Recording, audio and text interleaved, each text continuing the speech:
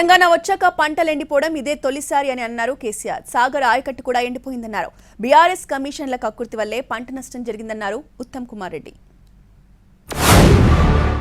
BRS పరిపాలనలో BRS 10 ఏళ్ల అధికారంలో ఉంటే తెలంగాణ రాష్ట్రంలో 18 పంటలకు ఏమాత్రం వెనక ముందు కాకుండా బ్రహ్మాండంగా సాగర్ ఆయకట్టంతా నీళ్ళిచ్చి పంటలు పండించినాం, బంగారు పంటలు పండించినాం. ఈరోజు ఏమైంది? సాగర్లో నీళ్లు ఉండే, ఇయ్యగలిగిన అవకాశం ఉండే, ఈ దద్దమ్మలకు దమ్ము లేక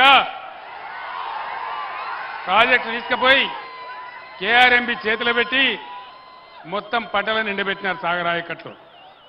తెలంగాణ వచ్చిన తర్వాత పంటలు ఎండినాయంటే ఇదే మొదటిసారి. రైతు బంధులో దగా, రైతు బీమా ఉంటుందో ఊడుతుందో తెలియదు.